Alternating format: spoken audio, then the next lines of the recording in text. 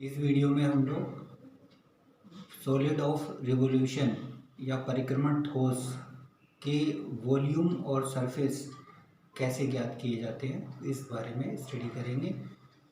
और आप next video के नोटिफिकेशन के लिए इसको सब्सक्राइब कर लीजिएगा। और यदि कोई विषय से संबंधित प्रॉब्लम है तो आप मुझे सेंड कर सकते हैं। Volume and curved surface of solid of revolution bye integration. तो पहले ये जान लेते हैं कि सॉलिड ऑफ रिवोल्यूशन क्या होता है, उसके बाद वॉल्यूम और सरफेस की बात करेंगे। तो solid of revolution, the solid generated by revolving an area bounded by the segment of a curve and a fixed straight line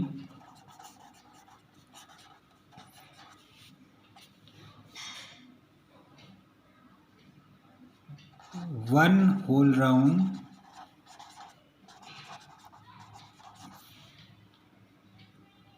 about the fixed line is called solid of revolution।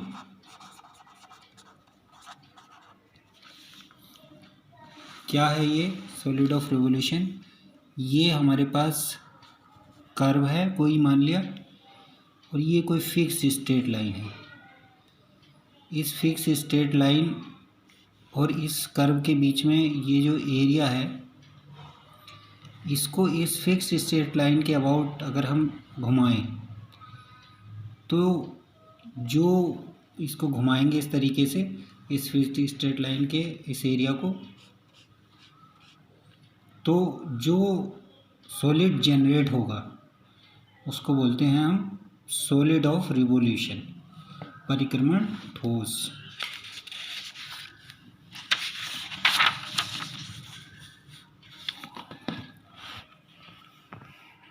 यानी किसी वक्रखंड तथा किसी निश्चित रेखा से घिरे क्षेत्रफल को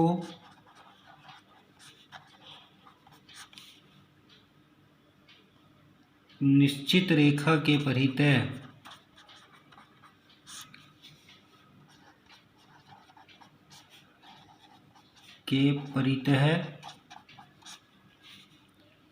एक पूर्ण चक्कर, एक पूरा चक्कर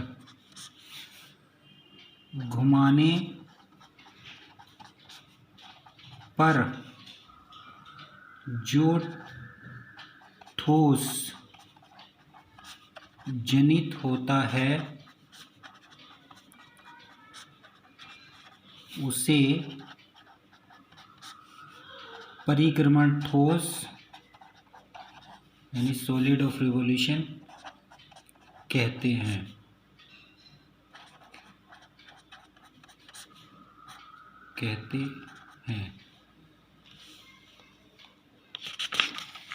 इस रिवोल्यूशन में एक बात खास होती है कि जब हम इसको रिवॉल्व करते हैं तो ये कर्व और इस फिक्स्ड लाइन के बीच में जो डिस्टेंस है वो हमेशा सेम रहती है। तो in this revolution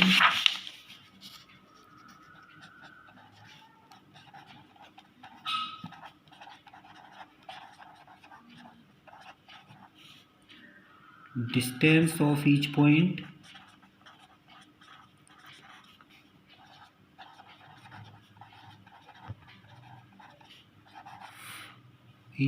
of the curve from the fixed line will be same.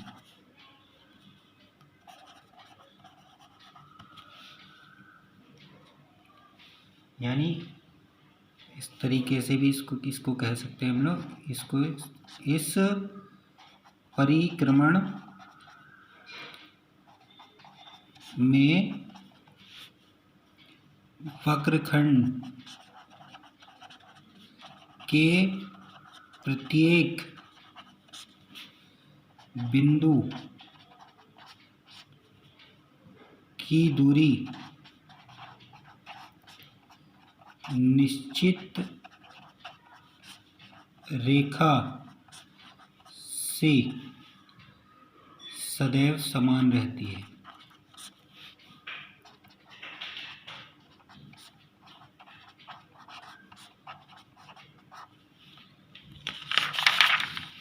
और ये जो कर्व है इसको हम कहेंगे जेनरेटिंग कर्व, और ये जो लाइन है इसको बोलते हैं generating curve.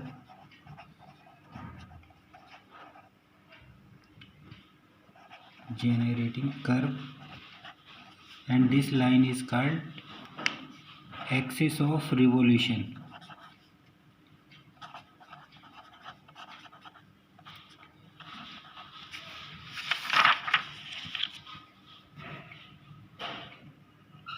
So the curve is called generating curve.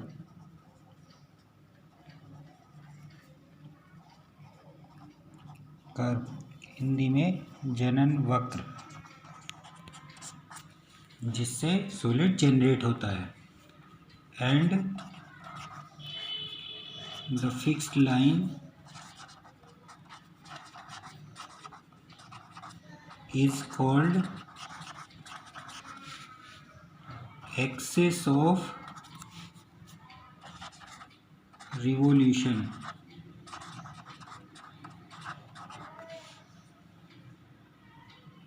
परिक्रमण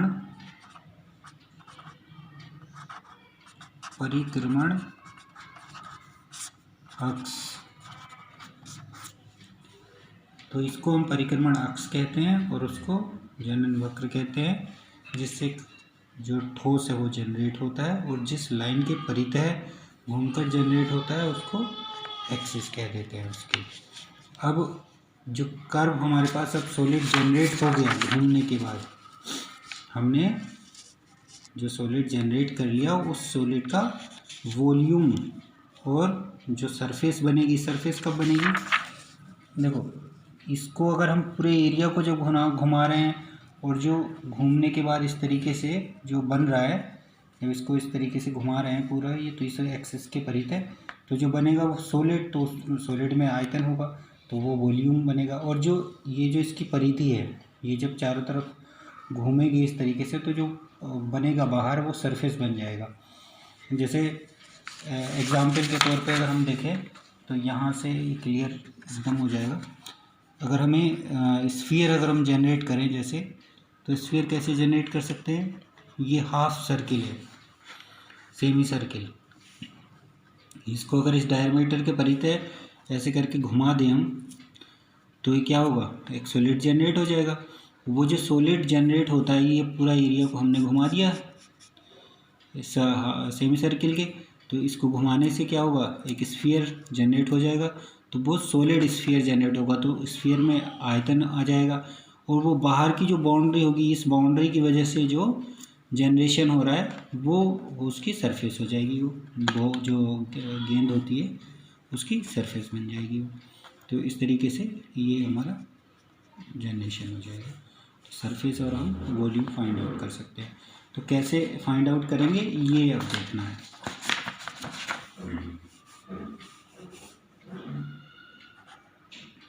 volume and surface of solid of revolution.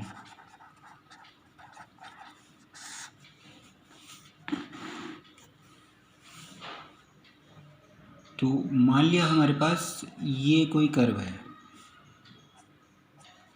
ये हमने कोई कर्व लिया y equal to f x, और इस कर्व को हमने ये ordinates x equal to a, x equal to b, और x एक्सिस मतलब y इक्वल टू 0। इस y equal to f x curve को हमने रिवॉल्व किया, इस एरिया को किससे घिरा क्षेत्रफल है y equal to f x, x equal to a, x equal to b और y इक्वल टू 0, यानी x एक्सिस से घिरे क्षेत्रफल को किसके अराउंड रिवॉल्व किया, x एक्स के। तो जो सॉलिड बनेगा उसका क्या आयतन होगा ये देखना है।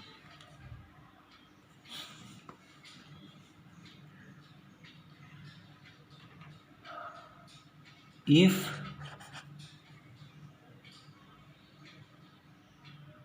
we revolve area bounded by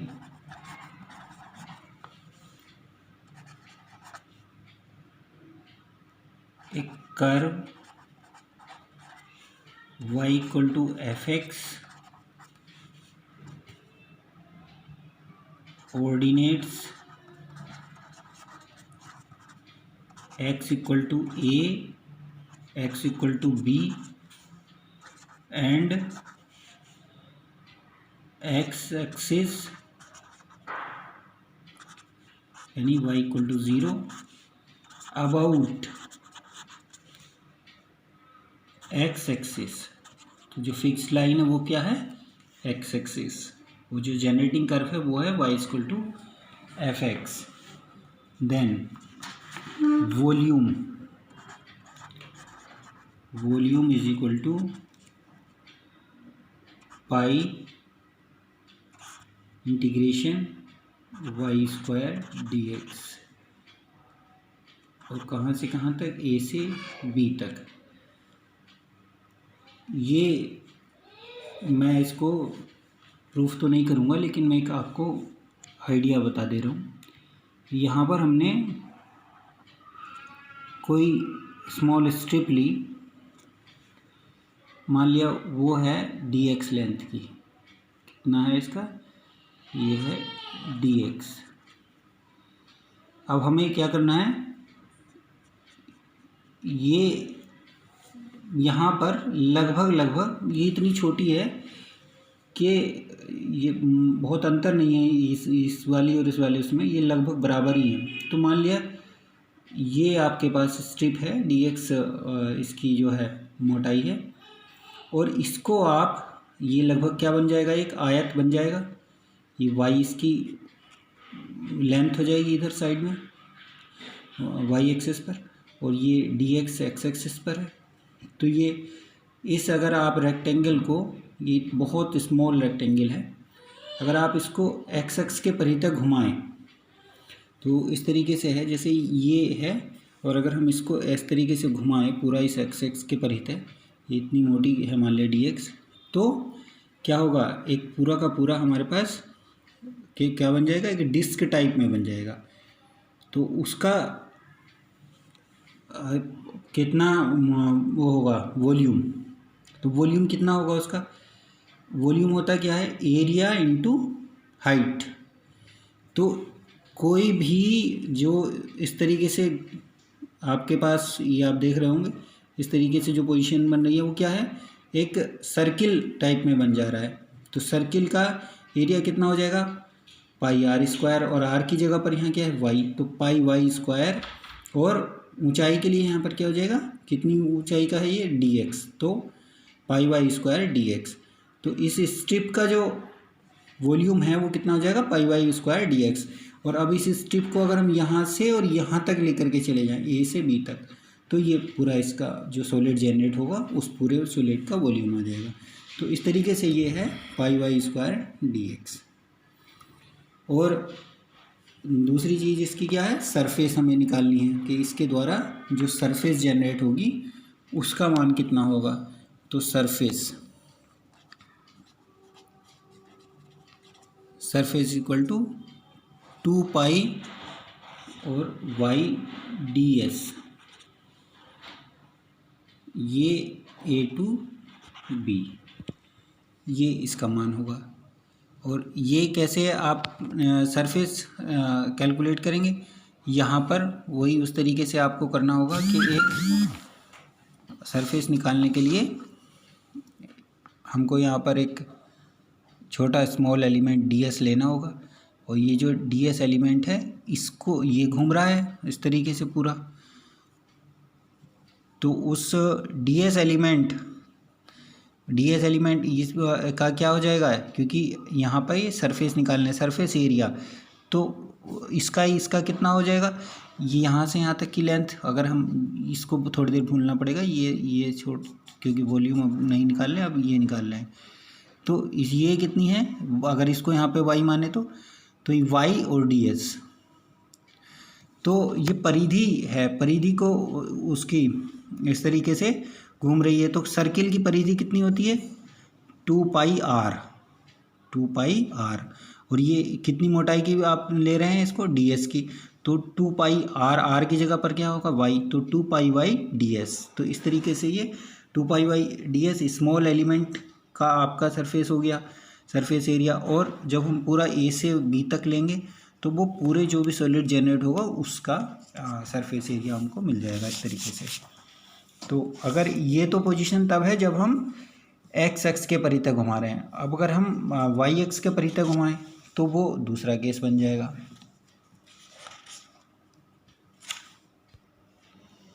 if we revolve area bounded by x equal to f y, abscissa y equal to c and y equal to d and y axis मतलब x equal to 0 about the line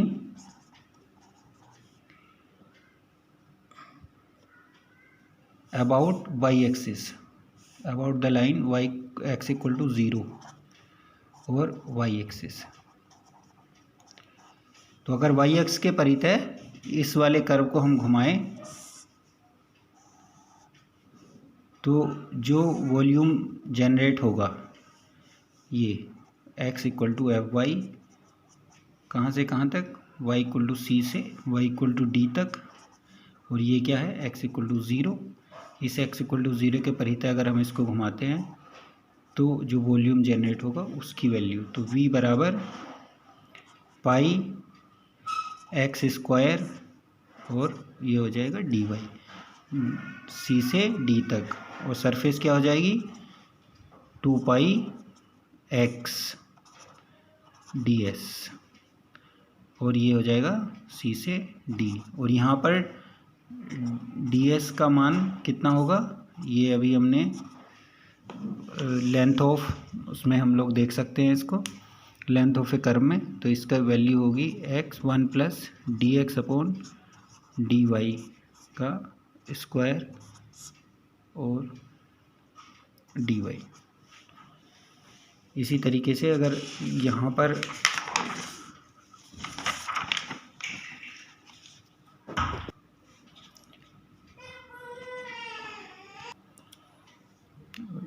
पर हम लोग 2 pi y 1 plus d y upon d x का square का under root d x a to b. तो example देख लेते हैं इस पर। Find the volume and curve surface of a cylinder. तो मान लिया हमने सिलेंडर ले लिया कोई हाइट एच का। Late h be the height of the cylinder and R be the radius of the cross section।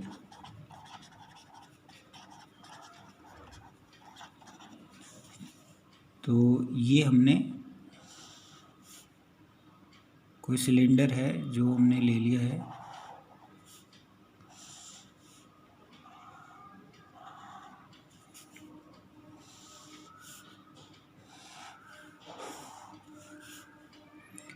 ये ओरिजिन से हमने कुछ डिस्टेंस पे ले लिया है। मान लिया ये ए है, ए को हमने यहाँ से कह दिया x इक्वल टू ए पर, और यहाँ b है ये b, तो इसको कह दिया हमने x equal to a plus h.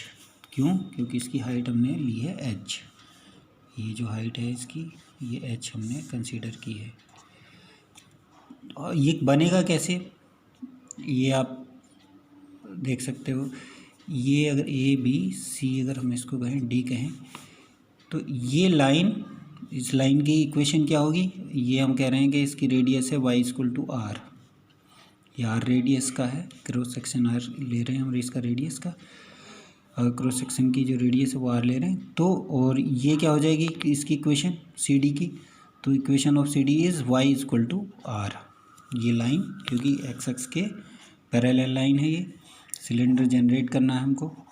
तो सिलेंडर कैसे जनरेट होगा, जब हम लाइन सी डी जो है y equal to r line को, और ये जो इसका एरिया है bounded by x equal to a and x equal to a plus h, और x एक्सिस, ये जो एरिया है इस एरिया को किसके परितः घुमाएं, x एक्स के परितः घुमाने से क्या मिलेगा हमको, सिलेंडर।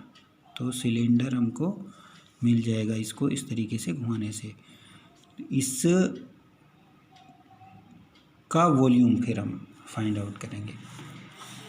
तो यहाँ पर क्या है, जेनरेटिंग कर्व क्या है, जेनरेटिंग कर्व, जनन वक्र, जनन वक्र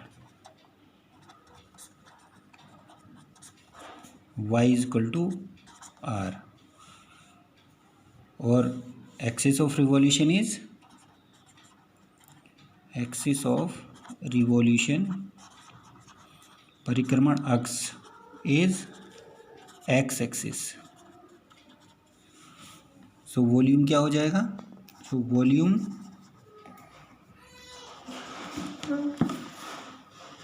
of cylinder is equal to pi y square d x. और कहाँ से कहाँ तक है इसकी लिमिट, यहाँ ए से लेकर के ए प्लस एच तक, क्योंकि ये एच हाइट का है, ए टू ए प्लस एच। तो वाई की जगह पर क्या पुट कर देंगे, आर। तो ये क्या हो जाएगा, पाई